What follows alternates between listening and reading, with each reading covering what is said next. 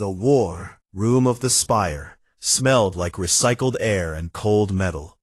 It sat at the top of the largest space station in the Galactic Union, a spinning ring of glass and steel where the most powerful beings in the galaxy made their decisions. Today, that decision involved a planet nobody wanted to talk about. High Commander Voleth stood at the center of the room. He was tall, even for a Pahari. His body was covered in dark, shiny plates that looked like armor, but were actually his skin. His forearms were folded behind his back, and his compound eyes moved slowly across the holographic map floating in front of him. The map showed a planet, green and brown and covered in clouds. It looked almost beautiful from space. Kale 7, Voleth said. His voice was sharp, like two stones grinding together. A rogue signal was detected 40 cycles ago. Analysis suggests pre-war technology buried beneath the surface. Possibly a weapon, possibly a ship. Either way, the Union wants it. The officers around the table nodded. There were 12 of them, draven with their scaled skin and slow, careful eyes. Pahari like Voleth, tall and armored. A few Milori, soft-bodied and quiet, who handled logistics. They all looked at the map with interest. Pre-war technology was rare and valuable. Wars have been started over less. I am assembling a ground force of 10,000, Voleth continued. We land, secure the signal source, extract the asset, and leave. Simple.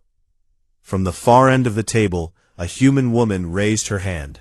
Voleth's compound eyes shifted toward her. He did not try to hide his irritation. Yes? Yuna stood up. She was short compared to everyone else in the room. Her black hair was pulled back tight, and she wore the plain gray uniform of a Union-attached scientist. She had no rank that anyone respected. She was a xenobiologist from Earth, and most of the officers in this room thought of her the same way they thought of the cleaning drones. Commander, Yuna said, I reviewed the planetary data for Kale 7. It is classified as a Class Omega environment. She paused to let that land. It did not land. The gravity is 1.7 times Union standard, she continued. The atmosphere has high oxygen content with volcanic gas mixed in. Surface temperature ranges from 30 to 50 degrees. There are active tectonic zones, daily electrical storms, and the initial probe detected megafauna with body masses exceeding 2,000 kilograms. She took a breath. The planet also has a subsurface fungal network that appears to dissolve synthetic materials. Commander, this is a death world. The room was quiet for a moment. Then Voleth made a sound that was the Pahari version of a laugh. It sounded like clicking. We have conquered 400 worlds, scientist. We will manage one more. Yuna opened her mouth to speak again, but the look from Voleth told her the conversation was over. She sat down. Her jaw was tight. 3 levels below the war room, in a cargo bay that smelled like engine grease and sweat, Tejo sat on a metal crate and cleaned his knife. It was a simple blade, short, heavy, sharp enough to split a hair. It was not standard military issue. He had brought it from home. Around him, the rest of the human platoon was doing what soldiers do before a mission. Some were checking gear. Some were sleeping. Some were talking too loud about nothing important, because the silence made them nervous. There were 30 of them. 30 humans out of a force of 10,000. They had been given old equipment, no vehicle support, and a position in the rear guard. Their job, as far as the Union was concerned, was to carry things and stay out of the way. Doha sat down next to Tejo. He was the platoon medic, a calm man with gentle hands and tired eyes. He carried a bag that was always too heavy and never had enough supplies in it. You read the briefing? Doha asked. Tejo nodded without looking up from his blade. The planet sounds bad, Doha said. It sounds familiar, Tejo replied. Across the bay, Jiho was lifting a heavy crate above his head for no reason other than he was bored. He was the biggest man in the platoon, loud, strong, and absolutely certain that he was funnier than he actually was. He put the crate down and walked over. What are we talking about? Jiho asked. Kale 7, Doha said. High gravity, toxic air, giant animals, storms. Jiho thought about this for a moment. So basically, Busan in August. Suri laughed from where she sat by the comms equipment. She was small and fast, and had the kind of brain that could hold 6 conversations at once. Her fingers were always moving, tapping on screens, adjusting frequencies, writing notes. She was the reason the platoon could talk to each other at all, because the Union-issued comms were terrible. The briefing said the planet has a fungal network that eats metal, Suri said. That is not like Busan. You have clearly never seen my uncle's car, Jiho said. Even Taeho smiled at that. Later that night, Yuna came down to the cargo bay. She was not technically part of the platoon, but she spent most of her time with the humans. The alien officers did not want her around, and the alien soldiers did not know what to do with her. The humans just treated her like one of their own. She sat down next to Taeho and told him what had happened in the war room. She told him about the Class Omega rating. She told him that Voleth did not care. When she was finished, he asked one question. How bad? Yuna looked at him. Every species on that planet evolved to kill or avoid being killed. The air will burn the lungs of most Union species within hours, without rebreathers. The predators are fast, armored, and hunt in packs. And the fungal network underground might be semi-intelligent. She paused. For us, though, the gravity is close to Earth. The oxygen is high but breathable. The temperature is hot but survivable. She paused. For us, though, the gravity is close to Earth. The oxygen is high but breathable. The temperature is hot but survivable. Taeho understood what she was saying. The planet was a nightmare for the alien soldiers, but for humans, it was just another difficult Tuesday. They are sending 10,000 soldiers to a place that will eat them alive, Yuna said quietly, and they put us at the back because they think we are the weakest. Taeho slid the knife back into its sheath. He looked at Yuna with calm, steady eyes. Good, he said. Let them think that. 10,000 soldiers flew toward a planet that was already waiting for them. In the cargo bay, the humans slept easy. They had grown up on a Deathworld. They just did not know yet that this was the reason they would survive. The dropships came down through a sky the color of rust. The clouds were thick and heavy, full of ash from the volcanoes to the north, and the wind hit the ships hard enough to shake the walls. Inside, 10,000 soldiers gripped their seats and tried not to look afraid. Taeho sat near the rear hatch of Dropship 14. He had his eyes closed. Not because he was sleeping, but because he was listening. He could hear the wind outside. He could hear the engines working harder than they should. He could hear the rain starting, heavy drops hitting the metal skin of the ship like thrown stones. And he could hear the breathing of the alien soldiers around him, fast, shallow, scared. The ship hit the ground hard. The rear hatch opened, and the planet said hello. The heat came first. It rolled into the ship like a living thing, thick and wet and heavy. 50 degrees of jungle air, carrying the smell of rotting plants, sulfur, and something sharp and chemical that burned the back of the throat. The Pahari soldiers stumbled. Their breathing plates, designed for thin and dry atmospheres, struggled immediately. Several of them activated their rebreathers before they even stepped outside. The Draven were worse. They were cold-blooded. Their bodies needed cool, controlled environments to function well. The moment the heat hit them, they slowed down. Their movements became heavy. Their eyes became dull. One of them sat back down in his seat and did not stand up again for 20 minutes.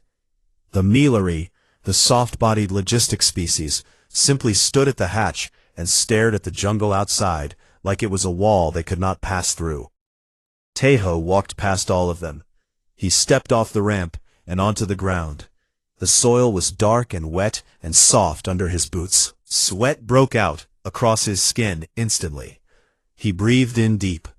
Behind him, Jiho stepped out and stretched his arms above his head. Not bad, he said. Little humid, Suri came next. She looked up at the canopy, a ceiling of green and black leaves so thick it blocked most of the sky. Things moved up there. She could see shapes sliding between branches. She adjusted the comms unit on her back and started scanning frequencies. Doha walked out with his medical bag already open. He was pulling out sensors, testing the air, checking pollen count and toxin levels. He worked fast and quiet, like he always did. Yuna was the last of the humans to step out. She crouched immediately and touched the soil. She rubbed it between her fingers. She smelled it. Then she looked at Taeho. "The fungal network is right below us," she said. "Everywhere. I can feel the threads in the dirt." Can it feel us? Probably. The first 6 hours on Kale 7 taught the Galactic Union Army what the word Deathworld actually meant. A forward patrol of 200 Pahari soldiers pushed into the jungle to scout a path toward the signal source. They moved in a standard formation, spread wide, weapons up. Their energy rifles hummed with charge. They had trained for this on simulation decks. They were confident. They were not ready for the trees. The first attack came from the canopy. A vine, thick as a man's leg, dropped down and wrapped around a soldier's neck. It pulled him up into the branches before anyone could react. They heard him scream.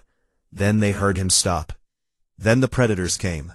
They were fast, low to the ground, 6 legs, each one ending in a curved claw. Their bodies were covered in bone-colored plates, and their heads were flat and wide, with no visible eyes.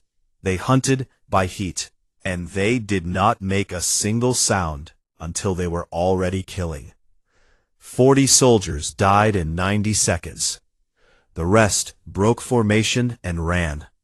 Their energy weapons fired into the jungle, but the beams scattered against the thick foliage.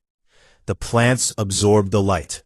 The predators did not even slow down.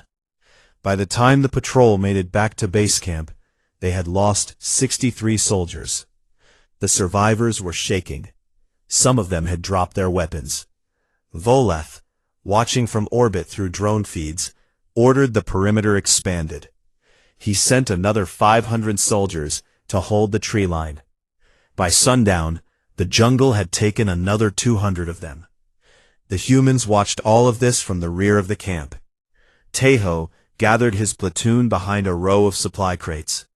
30 faces looked at him. Some were scared. Most were just focused. "The energy weapons do not work in this environment," Taeho said. "The jungle eats the beams. We switch to ballistic rifles and blades. Jiho, set up trip lines around our section. Use the wire from the supply crates." Jiho nodded and got moving. "Suri, get us off the main comms channel. I want a closed frequency, just us." Suri was already doing it. "Doha, I need you to test everything. Local plants, water, soil. Find out what we can use for medicine and what will kill us." Doha held up a leaf he had already been studying. "This one reduces swelling. I tested it on myself an hour ago." Taeho looked at him. "You tested an alien plant on yourself?" Doha shrugged. "It worked." Taeho turned to Yuna. "The predators hunt by heat. Can we hide from them?" Yuna had been waiting for this question. "Volcanic ash. It is everywhere on the ground. If we cover our skin and gear with it, our heat signature drops.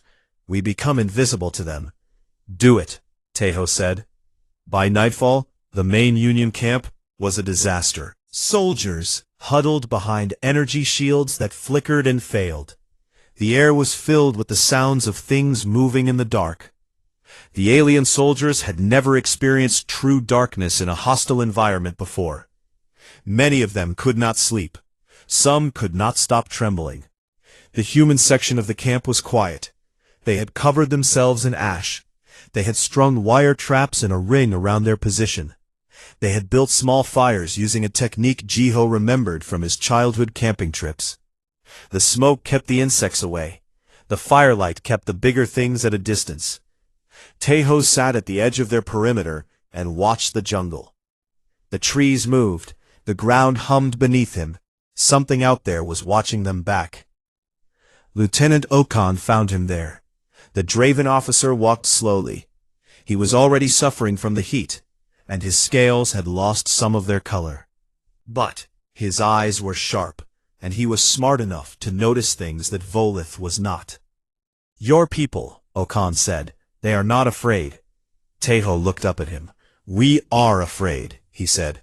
"We are just used to it." Okan was quiet for a moment. He looked at the human camp, the small fires, the ash-covered faces, the calm, watchful eyes. Then he looked back at the main camp, where 10,000 advanced soldiers were falling apart on their first night. "How?" Okan asked. Teho stood up. He was shorter than Okan, smaller, softer-looking.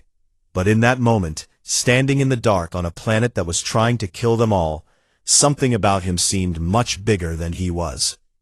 "We grew up on a planet like this," Teho said. "Every human did.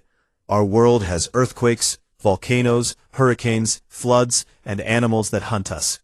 We learned to survive before we learned to build cities." He paused. "This planet is not new to us, Lieutenant. It is just a reminder." Okan stared at him for a long time. Then he turned and walked back to the main camp without saying another word. In the jungle, something screamed. The alien soldiers flinched. The humans did not. Day 1 was over. The army had lost 800 soldiers. The humans had lost none. The planet was just getting started. By the third day on Kale 7, the army was breaking. Not in the dramatic way that wars show in movies. There was no single moment where everything fell apart. It happened slowly, piece by piece, like a building losing its bricks one at a time, until the whole thing just leaned sideways and stopped being a building at all. It started with the equipment. On the morning of day 3, a supply officer opened a weapons crate and found the rifles inside, covered in a thin gray film. That film was alive. It was part of the fungal network, and it had grown up through the ground, through the floor of the supply tent, through the metal walls of the crate, and into the weapons. The rifles were ruined. The metal had been partially dissolved overnight. Yuna had warned them. Nobody had listened. Within hours, the same thing was happening across the camp. The fungal threads were eating their gear. Armor plating softened. Vehicle engines seized. Medical equipment corroded. The Union Army had brought the finest technology in the galaxy to this planet, and the planet was digesting it like food. Volith, still watching from orbit, ordered the troops to push forward. "Find the signal source. Complete the mission." His voice came through the comms cold and steady, like a man giving directions to a restaurant instead of sending soldiers into a jungle that wanted them dead. The main force moved deeper into the green. 2,000 soldiers in the front column, another 3,000 in support. They cut through the jungle with what working equipment they had left. The trees closed behind them like a mouth. On day 4, the spores came. Yuna had been studying the fungal network from the moment they landed. She had taken samples.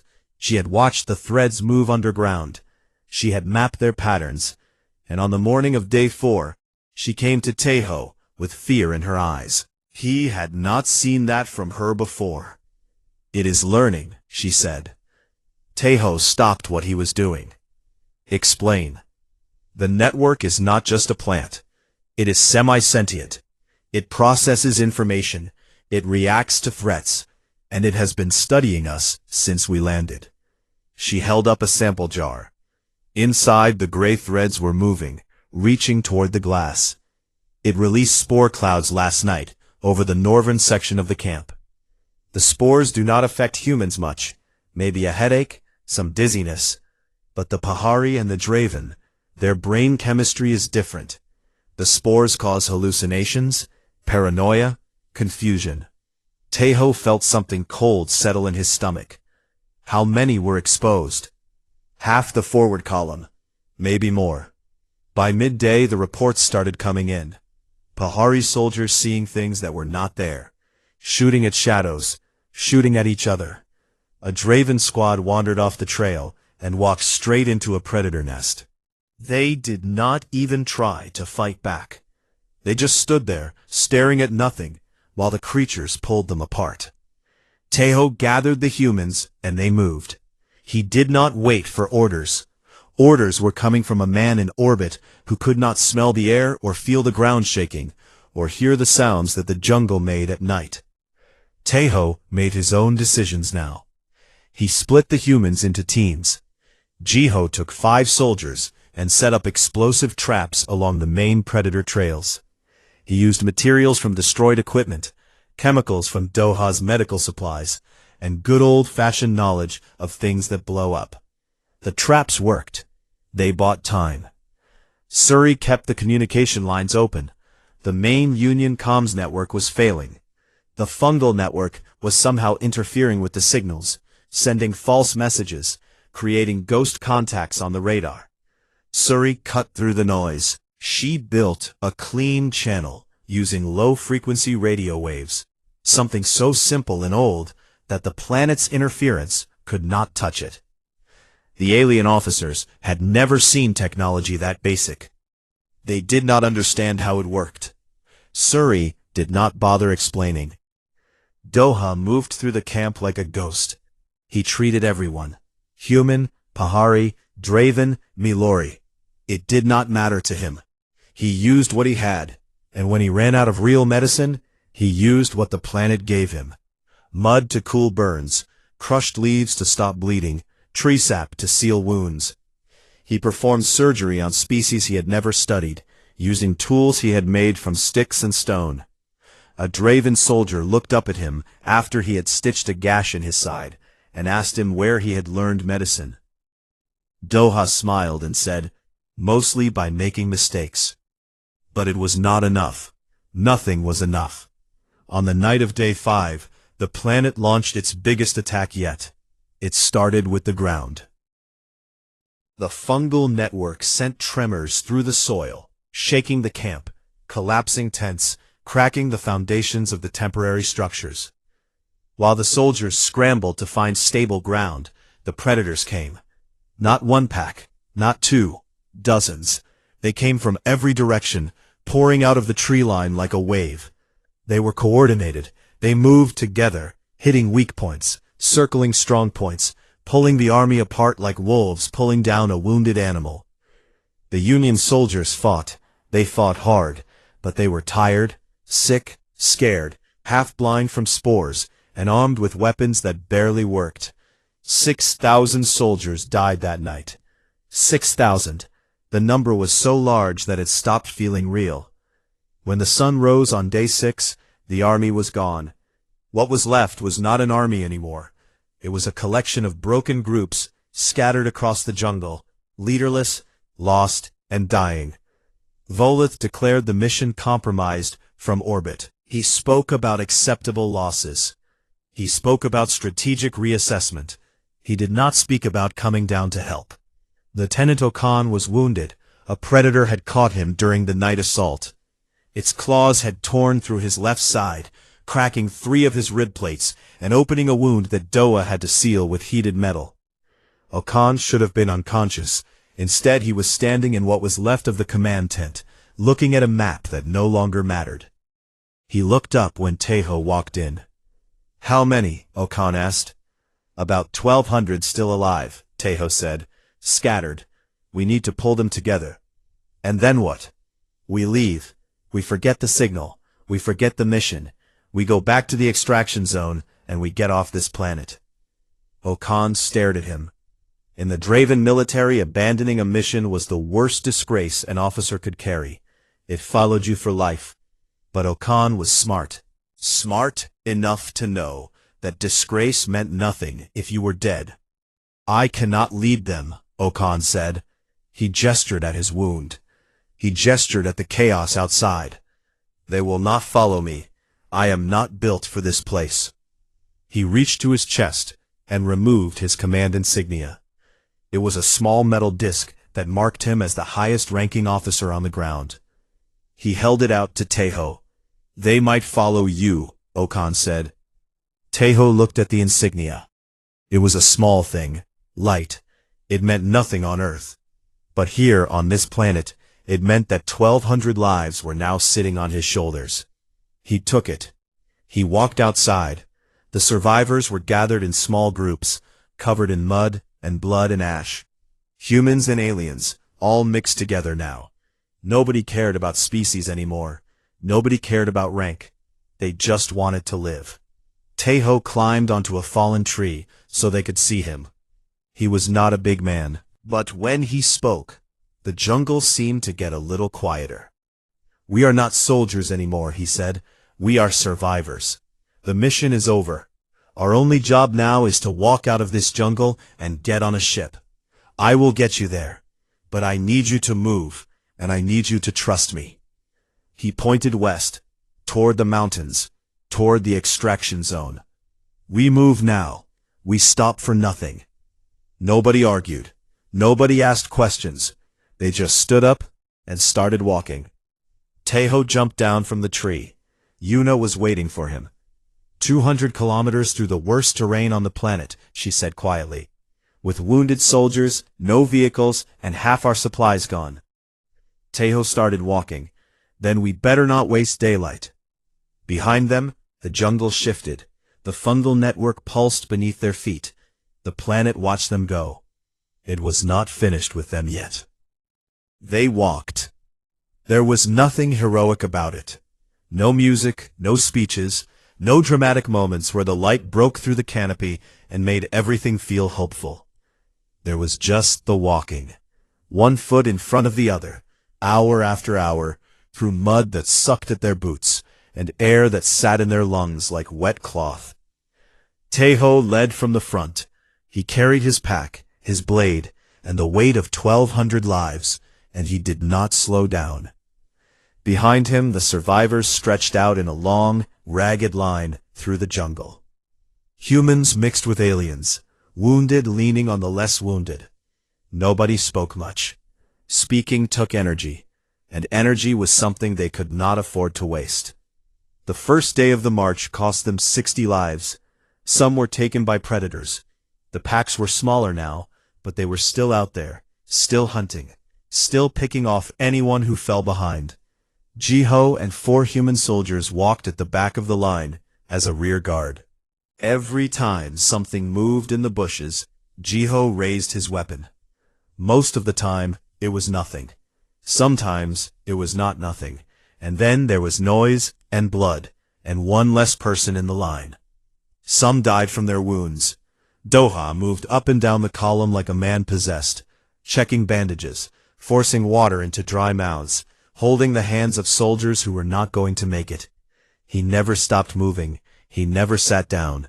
Suri told him he needed to rest. He told her he would rest when they were off the planet. She knew he was lying, but she did not push it. Some simply stopped. That was the hardest thing to watch. A soldier, usually one of the alien species, would just sit down on the trail and refuse to move. They were not injured. They were not sick. They had just reached the end of something inside themselves. The place where the will to survive runs out, and all that is left is a tired body and a mind that has decided it is finished. Tejo could not save them all. He knew this from the start. He had known it since Okan handed him the insignia. But knowing it and feeling it were different things, and every time he looked back and saw the line getting shorter, something heavy settled a little deeper in his chest. On the second day of the march, they reached the river.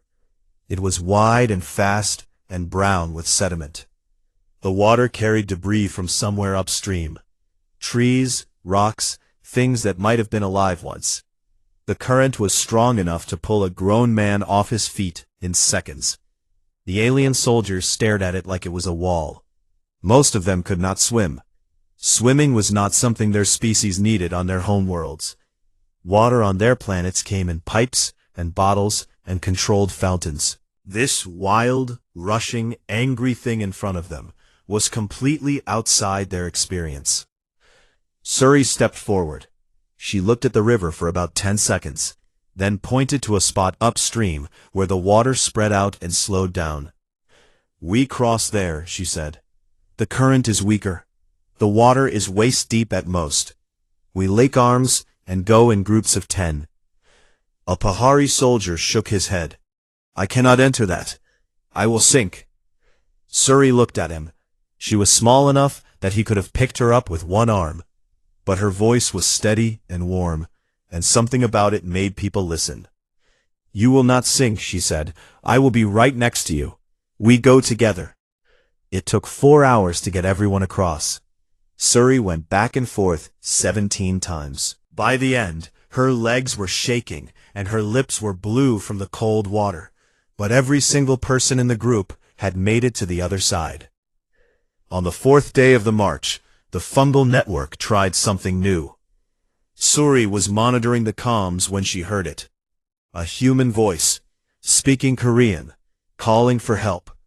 It was coming from the east, about 2 kilometers from the main trail. She froze. Then she checked her equipment. All 30 humans were accounted for. All of them were in the column. Nobody was missing. The voice called again. It sounded scared. It sounded real. Suri turned to Taeho. The planet is mimicking us. Taeho's face went still. Explain. The fungal network has been listening to our radio signals. It learned our language patterns. It is generating fake distress calls to lure people off the trail. She played the signal through her headphones and then looked up with wide eyes. Taeho, it sounds exactly like Jiho. They warned the column, stay on the trail. Ignore any voices from the jungle.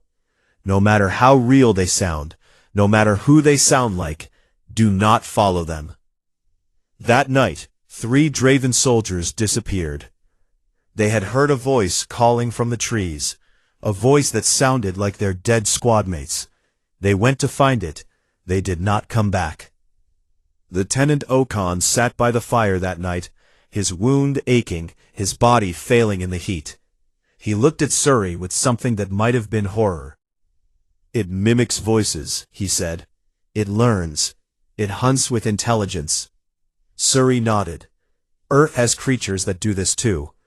There are parasites that change the behavior of their hosts, fungi that control insects, fish that use light to lure prey into their mouths. She paused. This planet just does it on a bigger scale. Okan was quiet for a long time. What kind of world produces people who find this normal? Suri smiled, but there was no humor in it. Hours. The days blurred together. Day 5, day 6, day 7. The numbers kept falling. 1,200 became 800. 800 became 400. 400 became less. Jiho carried a wounded Draven soldier named Okan's adjutant on his back for 2 full days. The Draven was nearly twice his height, and his dead weight was enormous. Jiho's knees bled, his back cramped. He did not put the soldier down. When someone asked him why, Jiho said, because he cannot walk, and I can. That is the whole reason. The Draven soldier survived. He would remember Jiho's name for the rest of his life. Yuna became their guide. She had spent the entire march studying the fungal network, watching how it moved, learning its patterns. She realized that the network was not random. It reacted to threats. It sent predators to where the most resistance was. It dissolved equipment in areas where the army tried to make camp. But it also had blind spots. Areas where the network was thin or damaged. Old volcanic zones where the heat had burned the fungal threads away. She led them through these gaps like a woman reading a map that nobody else could see. She would stop, press her hand to the ground, close her eyes, and then point. This way, the network is thinner here. It saved lives. Not all of them, but enough. On the night before they reached the extraction zone, Taeho sat alone on a rock at the edge of camp. The mountains were visible now, dark shapes against a sky full of strange stars. The plateau was close. 1 more day of walking. Yuna found him there. She sat down next to him and said nothing for a while. I counted, Taeho said finally. His voice was quiet. Of the 30 humans who landed, 9 of us are still alive. Of the 10,000 aliens, Less than 100 are left. His face was covered in ash and dirt. His eyes were red from lack of sleep. He looked 10 years older than he had a week ago. "You kept them alive," she said. "Not enough of them," he replied. "More than anyone else could have," she said. Taeho did not answer. He just looked at the mountains and the dark sky above them, and the stars that meant safety was close. In his pocket, his hand closed around Doha's medical patch. Doha had given it to him that morning as a joke, saying he was promoting Taeho to backup medic. Taeho had laughed. It felt like the last time he would laugh for a while. Tomorrow, they would reach the plateau. Tomorrow they would fight for the last time. He was not ready, but he had never been ready for any of this, and he was still here. They reached the plateau at dawn. It sat above the jungle, like an island above a green sea. The ground was bare rock, scorched by old volcanic activity, and the fungal network had not reached it. For the first time in 14 days, Taeho stepped onto ground that was not trying to digest his boots. The air was thinner up here, cleaner, and the wind carried the smell of cold stone instead of rot and sulfur.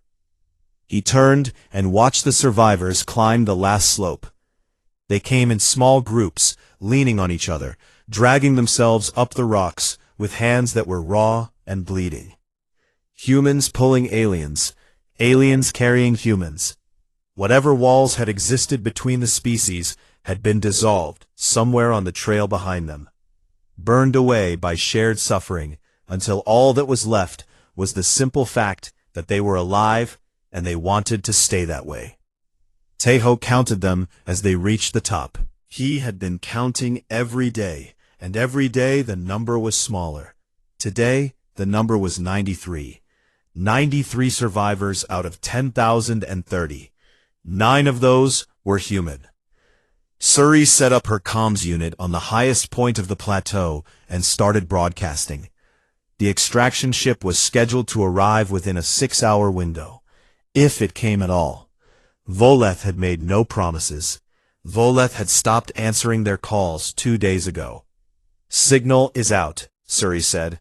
"If anyone is listening, they know we are here." "And as no one is listening?" Jiho asked. He was sitting on a rock, sharpening a blade he had made from a predator's clawbone. His arms were covered in cuts and bruises.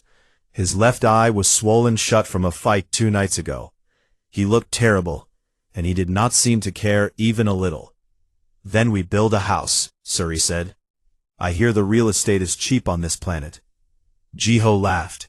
It was a real laugh, loud and rough and alive. Some of the alien soldiers nearby looked at him like he was insane. Maybe he was. Maybe they all were. Maybe that was the point. 2 hours passed, then 3. The sun climbed higher, and the air got hot again. The jungle below them moved constantly, a living carpet of green and shadow. Things were moving down there. Taeho could see them, shapes between the trees, circling the base of the plateau, waiting. Yuna stood at the edge and looked down. Her face was calm, but her hands were shaking. "The network knows we are here," she said. "It has been hurting us. Not just chasing, hurting. It pushed us toward this plateau on purpose." Taeho looked at her. "Why?"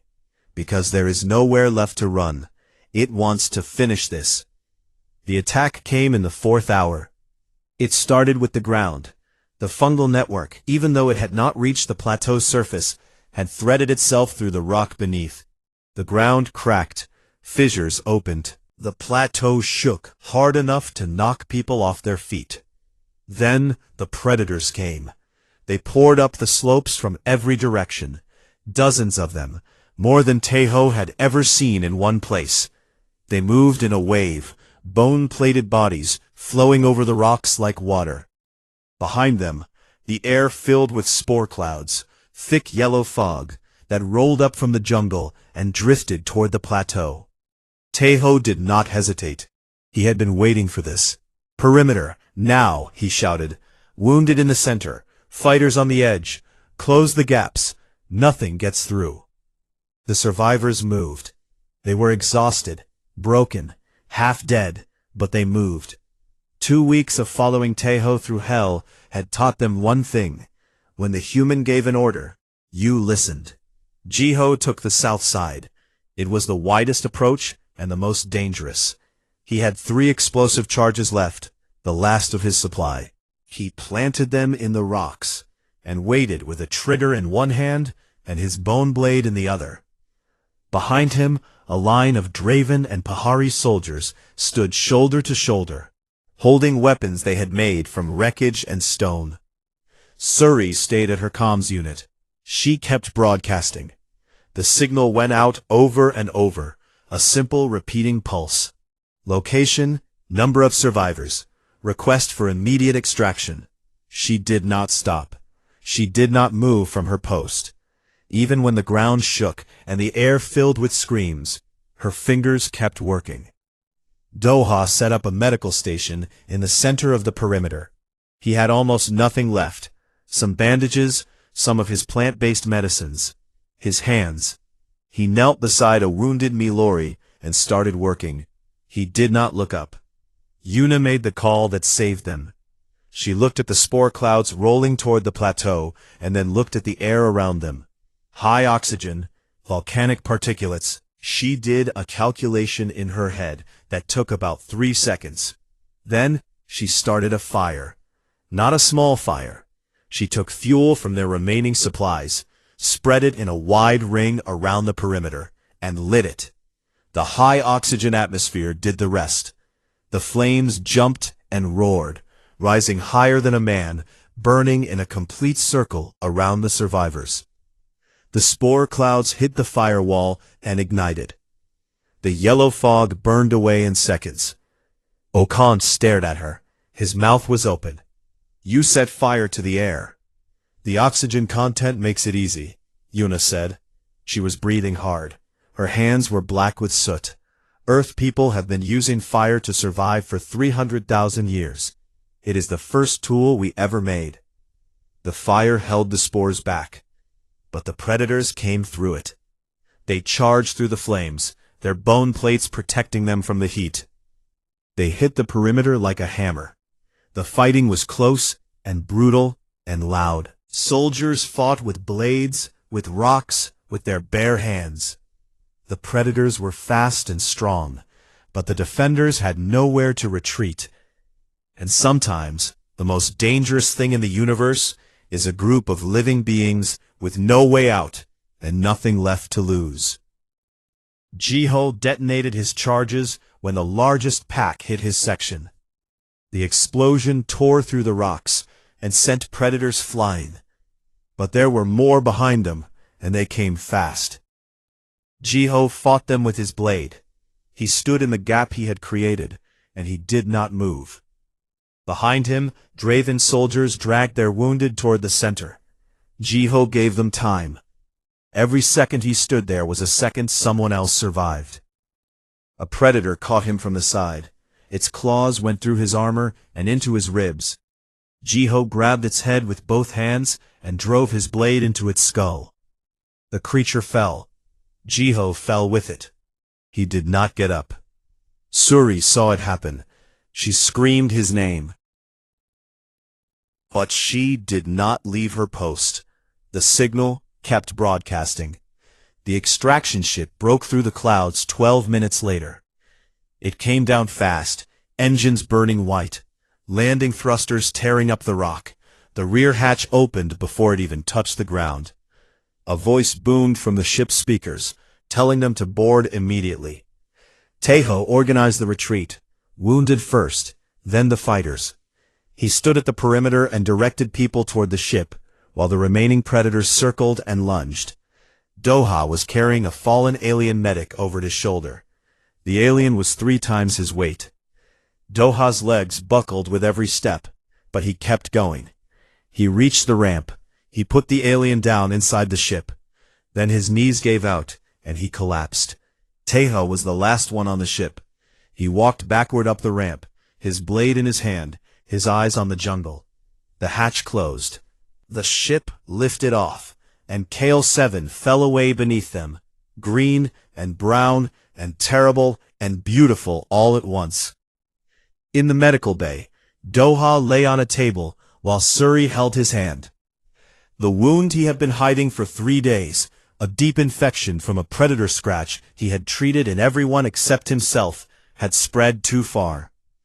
He looked at Suri and smiled, that same gentle, tired smile he always had. "Tell Teho I did my job," he said. He closed his eyes. He did not open them again. The ship docked at the spire 6 hours later. Of the 10,000 Union soldiers who had landed on Kale 7, 47 survived. Of the 30 humans, 7 came home. High Commander Voleth filed his report the next morning. He called it a strategic withdrawal. He blamed the planetary conditions. He blamed equipment failures. He did not mention the humans once. But Okan did.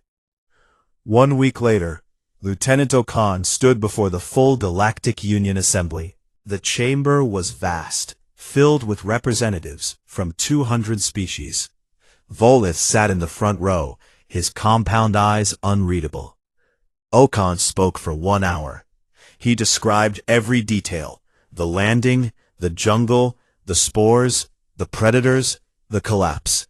He described Voleth's decision to stay in orbit while his soldiers died. He described the chaos, the fear, the death. The assembly listened in silence. Then he described the humans. He told them about Teho, who took command when no one else could. About Jiho, who carried wounded soldiers on his back and died holding a line so others could live. About Doha, who healed every species with medicine made from mud and leaves, and died because he treated everyone before himself. About Suri, who kept them connected when everything else failed. About Yuna, who read the planet like a book and turned its own weapons against it. He told the assembly that humans were not primitives. They were not weak. They were not expendable. They were the product of a world that had spent 4 billion years trying to kill them. And they had not only survived it, but had learned to thrive in it. And when every advanced species in the galaxy had crumbled under the pressure of a Deathworld, the humans had stood up, taken charge, and brought people home. "I recommend," Okan said, his voice steady, his wounded body straight, "that Earth be reclassified, not as a developing world, as a strategic class civilization, not because of their technology, because of what they are." The assembly was silent for a long time. Voleth said nothing. Far from the assembly chamber, Teho stood at a viewport on the observation deck of the spire. The stars stretched out in front of him, cold and endless, and full of places he had never been. He was still wearing his field uniform. He had not changed since they landed. Around his neck, on a simple cord, hung 2 sets of dog tags. Jiho's and Doha's. Yuna found him there. She always found him. She stood next to him and looked at the stars. Neither of them spoke for a while. They did not need to. They had walked 200 kilometers through hell together. Silence between them was comfortable now. "The assembly is voting on Okan's recommendation," Yuna said eventually. Teho nodded. "They are going to reclassify Earth." "Does it matter?" Teho asked. Yuna thought about it. "It might. It means they will stop treating us like we are small." Teho touched the dog tags on his chest. "We were never small. They just were not paying attention." From his pocket, his comm unit buzzed. Suri's voice came through, tired but alive, already complaining about the paperwork, and demanding that someone fix their equipment budget before the next deployment. Teho almost smiled. Behind him, the stars burned. Ahead of him, the galaxy waited. Somewhere out there, other Deathworlds spun in the dark. Another species looked at humans and saw something small and soft and breakable. They were wrong. They had always been wrong.